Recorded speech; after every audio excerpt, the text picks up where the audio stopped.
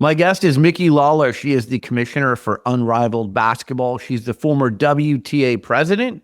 She spent many years as a leader overseeing the tennis business with Octagon. We recently met in person when Micky was on stage at the Sports PR Summit in Washington, D.C. Micky, it was great to meet you. Thanks for joining me now on Sports Business Radio. How are you?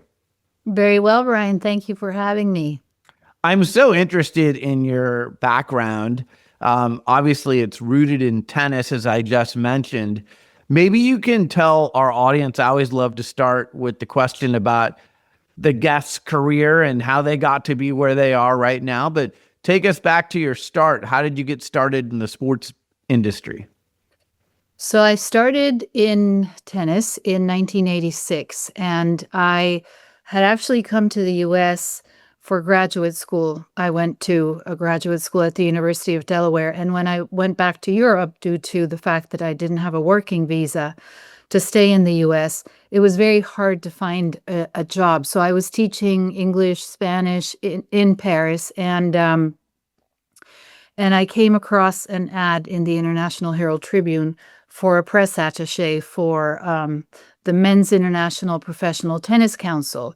And I always joke because I think I got the job because I remembered to say out the complete name of this organization that was later shortened to MTC, Men's Tennis Council, and that became the ATP in 1990. So I went around the world looking after the press, traveled really, I went to 45 different tournaments per year, and really got to learn the business there, because as a communications officer, you had to write the tournament reports, which had to do with operations. Obviously, you got to know all the players, the media, the sponsors, and it was a great sort of MBA program for professional sports, specifically tennis. And it was also a great school for a global sport, which tennis is, and just understanding where the opportunities were for growth. And it was fascinating. I would say to people, I love it because my problems only last for 7 days, and I never have to make a bet or make a meal. I love it. Yeah. Yes, So then you go from there to yes, Octagon. yes. Then, yes, in 1988, in May of 88, I was hired by Octagon, and it was, in those days, very unusual to, in fact, I was told by my future bosses that they weren't really sure if a woman could do the job, would be comfortable in the job, and so I said, well, if you don't think that a woman can do the job, then, I'll go do something else. I have, other opportunities. No. But, so anyway, I said, okay, let's give this a try. And it was a 27-year Wow. learning and great experience, worked with some great people, some great athletes. And yeah, it was like being part of a family, Mm-hmm. which is, the same case at Unrivaled. Also, great people. So important to work with good people. And we'll get to that in a minute, but Yes. after Octagon, you go to the WTA, Yes. and obviously you're the top dog there, and you take all your experience that you had accumulated to that point to the WTA. Yeah. While I was at Octagon, I spent 10 years on the board of directors of the WTA. And WTA is half players, half tournaments. And so you've got equal representation on both sides. And while I worked with players as, on the athlete representation side, I also worked on the tournament side. And on the board, I represented the Asia Pacific region for the tournaments. So I was very involved in the growth of that footprint, specifically in China, but also in Europe and in the Middle East, and really all over the world. So I knew I knew well what it took to grow the sport and where the opportunities were. And I also had teenage kids who where I would see where the future trends were coming. What were they consuming, and why were they only consuming highlights? And so the whole exercise of sports consumption was changing before my very eyes, which was a great advantage for me because it enabled me to anticipate and determine where the sport had to go. So in 2015, 2014 actually, I was asked to join the WTA as president, and obviously, yes, it would be an honor. And I spent a decade nearly working on WTA growth, and that was also incredibly satisfying and exhausting at the same time. I'm sure. I absolutely love what you're doing with Unrivaled Basketball. For those not familiar, it's a professional women's 3-on-3 league. I think that you're, from giving players equity at the beginning to what you're doing on social media, to what you're doing with sponsors, to what you're doing with these coffees in the community. Everything you're doing, I love it. And I think it's become a model, not only for women's sports, but for sports leagues in general. Yes. You know what? The opportunity is in women's sports today, because there was the off-season window where players had to go overseas to really make a living and make enough of a living to be able to survive on their sports earnings. And so I had left the WTA in December of 2023, and somebody I work very closely with, his name is John Leering, who was the head of WTA media, had been working with Nafisa, Brianna, Luke, and Alex, our founders, Mm-hmm. on what this should look like. And he called me, shortly after I left the WTA, and he said, "You really should meet these guys." And I did meet them and fell in love with them at first sight, and with their vision of, it was really so uncanny to talk to them because, they're very young.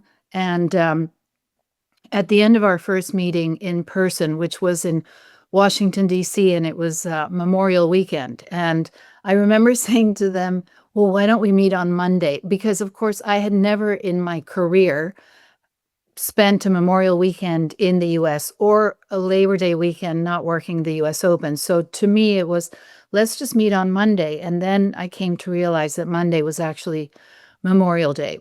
So we spent the day together in a very empty Washington, D.C., like a lobby of a business hotel. And at the end of the day, I said to him, well, to both of them, now I have two new sons, and which I didn't want at all because I have a great son and two great daughters. But now we're stuck with each other because the way that they told the story of the vision of Unrivaled was as if somebody had captured everything within my own brain of what could be if we just moved away from any sort of handcuffs. If we were just totally free to do what we wanted to do in a sport, how would we structure it? And their vision, and Alex Bazell is an incredible presenter and very, very smart. You can see why he was Kobe Bryant's partner at a very young age. He is a great coach. He's a great leader. And then there was Luke Cooper, who is very quiet, or he was then. He's since come out of his,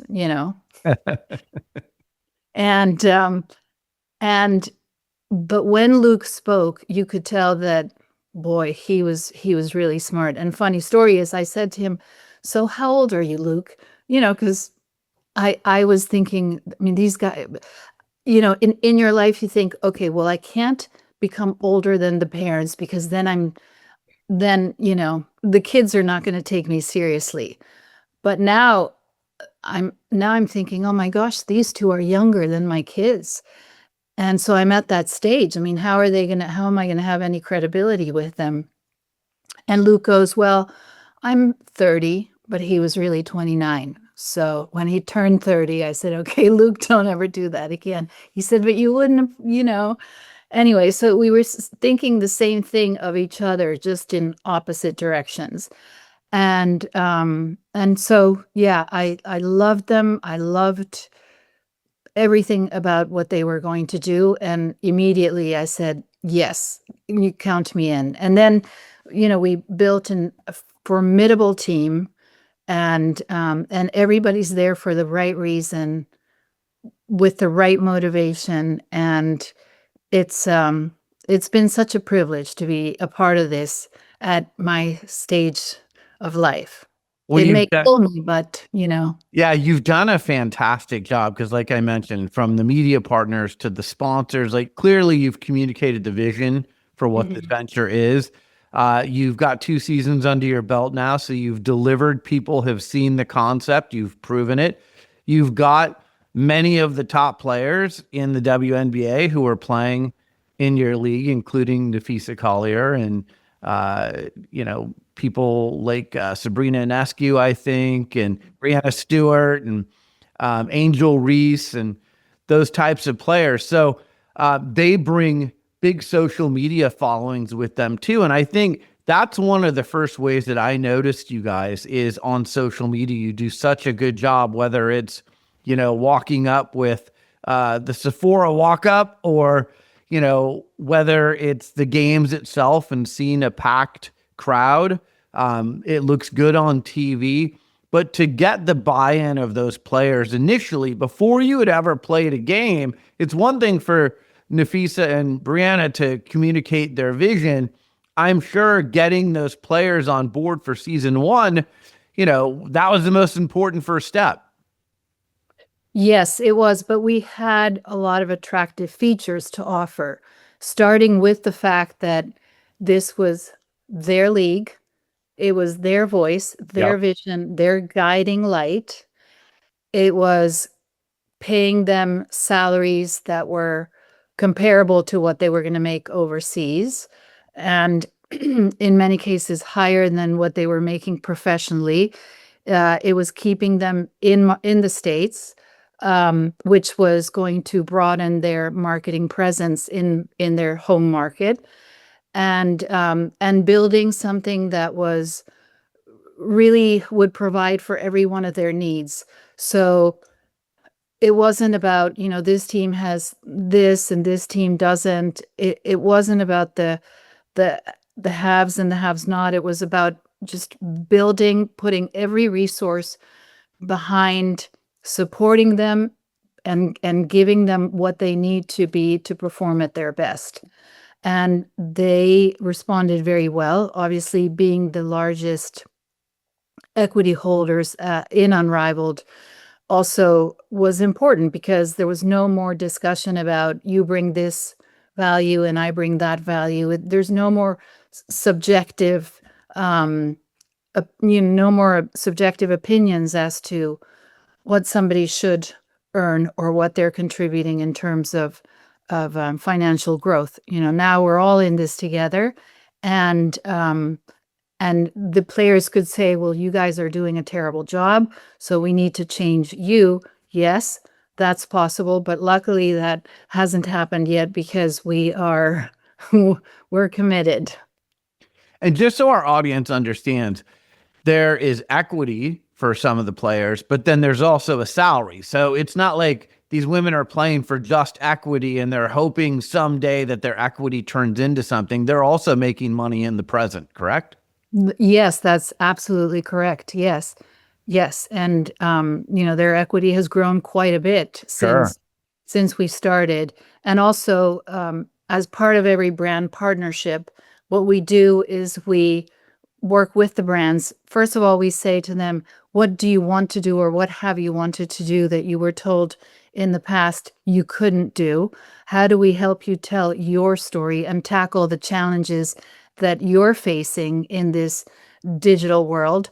And then how can the players be your voices? How can they carry that message authentically? So we go through a pretty rigorous selection process of who would be good for this fit and that fit, and we we have a player bucket that we invest in for these kinds of initiatives, brand initiatives, so that we're not asking for favors or, this is a job, and we're going to compensate you for this job. And so you get compensated three ways, and that is kind of how the value proposition works. So it's very efficient, I'd say. And then correct me if I'm wrong, but you provide housing for the players as well for this 2 month period, correct? I mean, what don't we provide? Yes, we provide housing. There is an apartment building near where the venue is, and the players can live there, or we give them a stipend to choose their own housing. We also bring their cars down, and we make sure that it's they're down there for 10 to 12 weeks, so we want to make sure that they're comfortable.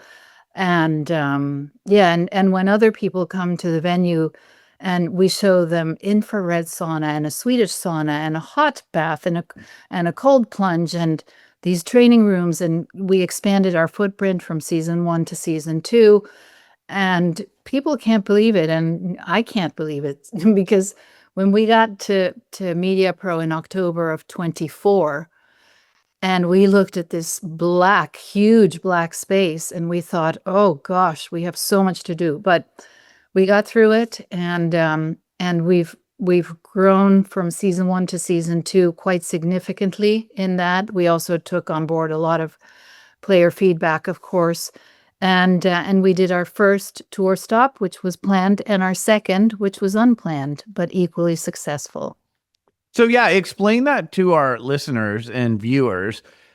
You had a singular place where you played the games, but then you just mentioned the tour stops. So is this something that you might do more of in the future, where you've got, the one place where the housing is and the media can set up for the coverage and all this stuff, but then to expand the footprint, you're going to some other markets as well?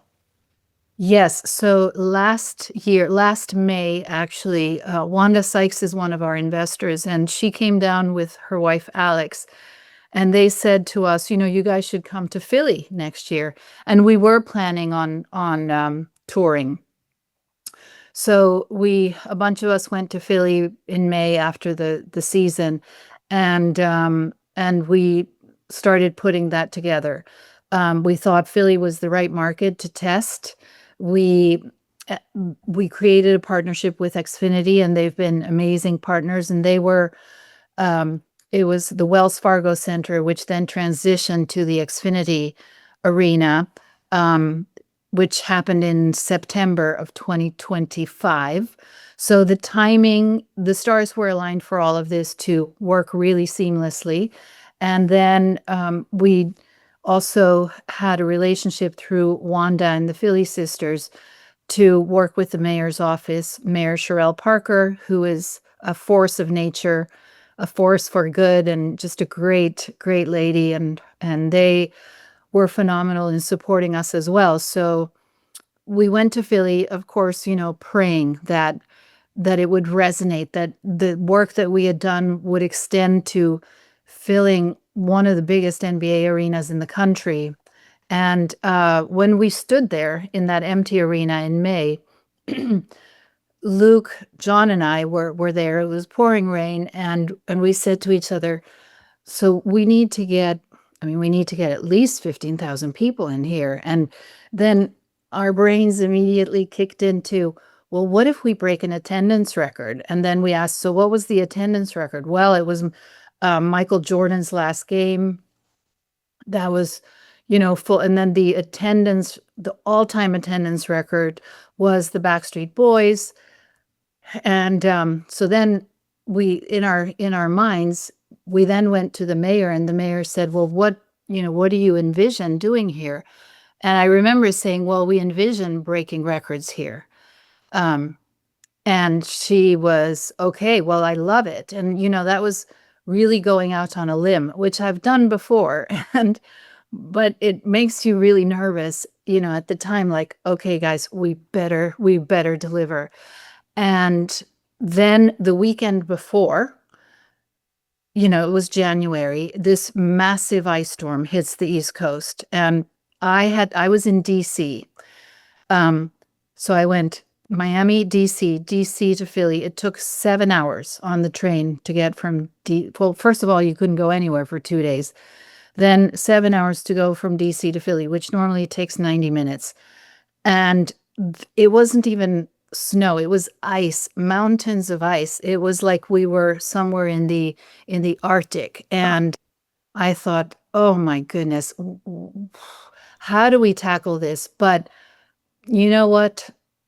Karma is a good thing because it worked and we did break every record, Wow. which was incredible. And when we were all standing there, I mean, my goodness, my family was there. A bunch of us had family there, my daughters and husband and boyfriend, and I had some friends there, and everybody was just in awe. It was incredible. And not only how full it was, but how the emotional investment of the fans was just palpable and really awe-inspiring in every way. Congratulations on that. I know my audience is going to want to know. So you've got 2 seasons under your belt. Yeah. What's the feedback you've gotten after the first 2 seasons from the players, the media partners, the sponsors? And then what do you have in store for season 3?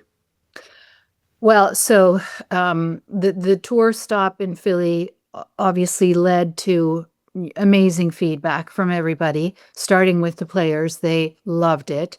And I have to tell you, the in-game production is a really important piece of our overall product. And so Philly was on a Friday. On Monday, we were on the phone. We were not all back in Miami yet. Most of us were. And the question came about, hey, Barclays called, do we want to play our playoffs there? And I'm like, are you kidding? That's in 2 weeks or 3 weeks at the time. Anyway, everybody was like, come on, we need to think big. We need to do big things. We need to take risks. Okay, let's do it. And that was an equal success. Right. So, and equally cold and, things that worked against us, but it was a fantastic success. So by now, you test, you get reassurance, you get validation, you get encouragement. And by now we're like, yeah, we absolutely need to get this in front of more fans, different markets, and we need to do things differently. We can't be a tour that looks the same, whether it's in New York or in Alabama. It needs to be a little bit different. And so we are focused on touring more, probably, and we're working on the calendar now and working with all of our partners, including our broadcast partners, on probably announcing six to 8 stops for 2027. Okay. So that comes with increased travel costs Yes. and hotel costs and things of that nature. So I'm sure, you're factoring that in with your sponsors and media partners. And as you grow, I'm sure you're able to grow these other revenues. And like you said, you're going to these stops and you're selling out and breaking records. That's got to be great validation for everything you've done so far. Yes, it really is. And it shows that there's a huge appetite for women's sports, but also for sports in general to do things a bit differently. And the format is, of course, it's a 3-on-3 league, but it's not on a half court like 3-on-3 is traditionally. It's on a full but compressed court. It's 20 feet shorter all around. It's a faster game. So it's really created for basketball excellence, but it's really fast, really physical. And actually, it's incredible training for the players for the WNBA season, and they feel it. Like Marina Mabry with the Toronto Tempo, she just broke a record of number of points scored. and she did the same in Philly, actually. But she and other players have said what we did at Unrivaled really helped us prepare and get better. And so that's an important piece of this as well, is, to see just something different. Do you see the WNBA as complementary to what you're doing, since many of your players play in the WNBA, or do you see it as competition? Absolutely complementary. Yes. It's the way the WNBA is structured. Obviously, they play in the summer because most of the owners are also NBA owners, and their Right. venues are, the NBA has a very long season. So there are some things that they couldn't do in terms of venue availability, and so that's why the players were going overseas in the wintertime and during the EuroLeague. And so, that's how we got Brittany Griner in the situation she was in, and at the start of 22. Right. And players, it's hard going away from your family for that long, and um it's just and also it's not ideal for the WNBA to have the players go to the other side of the world, and then your marketing window is completely dark. Whereas what we're doing is opening up that window and really shining a light on. We've invested a lot in player storytelling and content production. You said it, Bryan. On social media, our engagement is incredible. It's much, much higher than most other sports, because we are shining a light on all of these all-stars. And I think there's a massive appetite for that, and the potential for the ecosystem overall is increased through it. So in my opinion, everybody wins. I'm going to say this because I know you can't.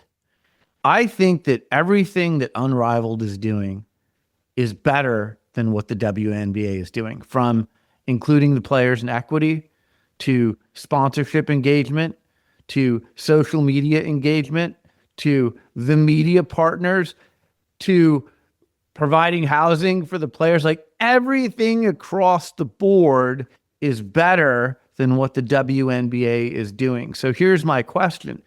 Do you and the WNBA senior executives ever have conversations about, here's what we're doing, idea exchanges, best practices, things of that nature? Well, yes, there are a lot of great relationships with team management, the different teams. Kathy Engelbert came down to Unrivaled in season 1. So, I know that what we're doing is on a smaller scale, and we also have the benefit of being a single entity company, so that, Right.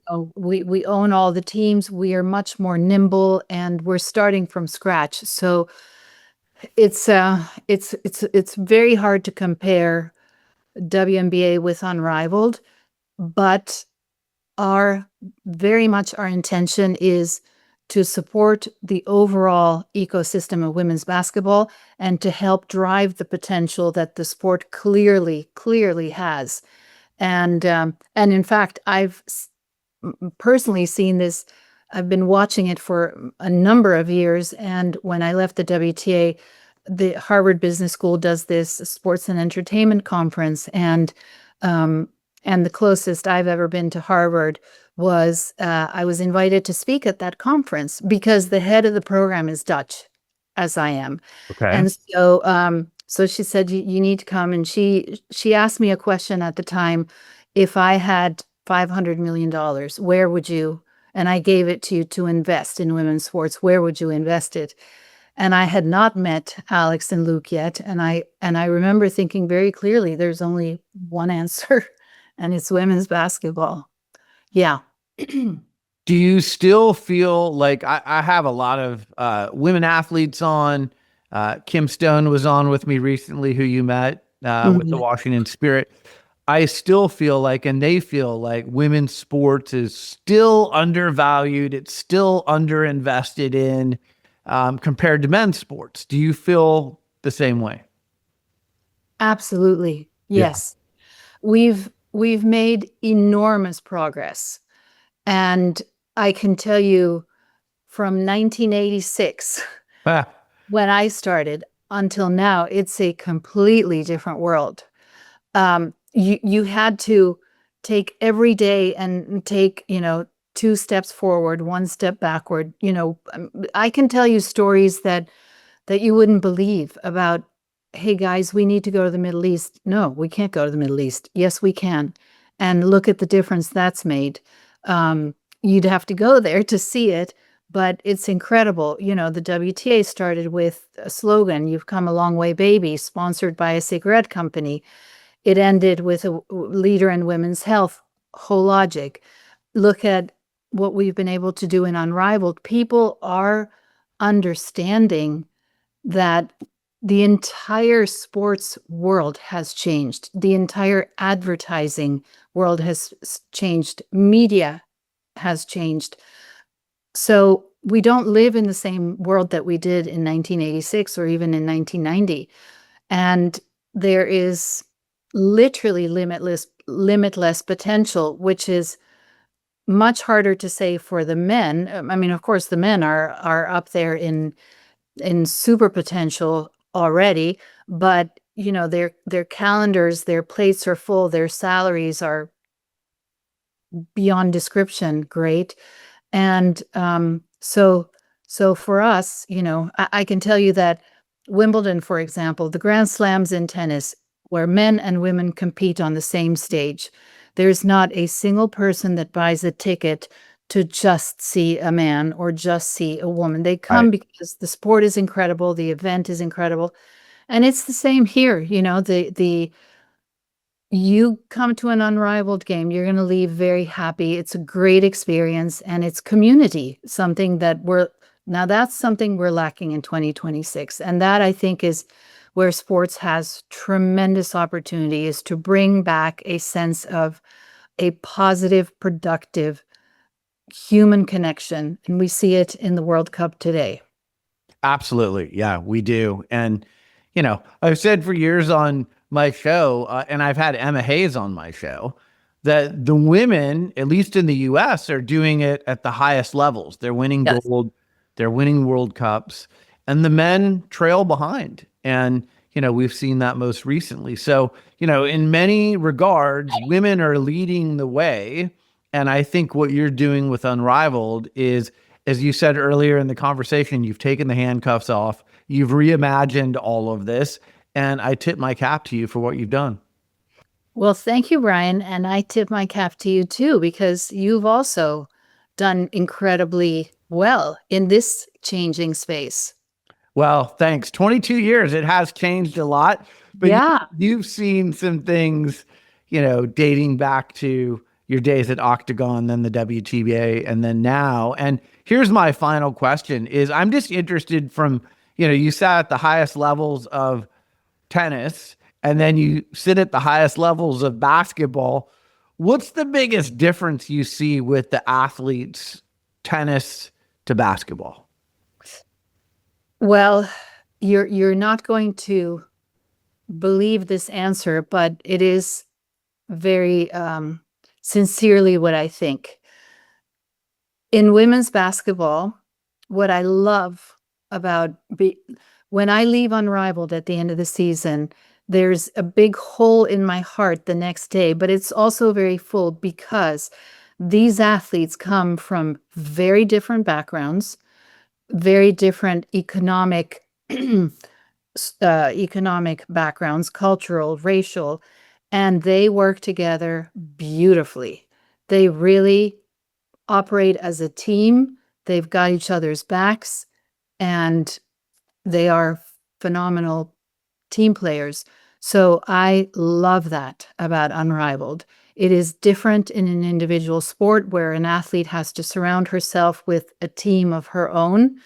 And yes, there are friendships, but I think tennis players have to sacrifice a lot to get to, to get to the top. Well, to be on the WTA tour, and it's also in basketball, you do have to sacrifice a lot, but at least you have this sense of team, and the human connection is so important. So yeah, that's the biggest difference. Micky Lawler, the commissioner for Unrivaled Basketball. Thank you so much for joining me here on Sports Business Radio. Like I said earlier, tremendous meeting you in Washington, D.C. at Sports PR Summit, and continued success to you. Thank you, and to you too, Bryan. Thanks so much. Thanks, Micky.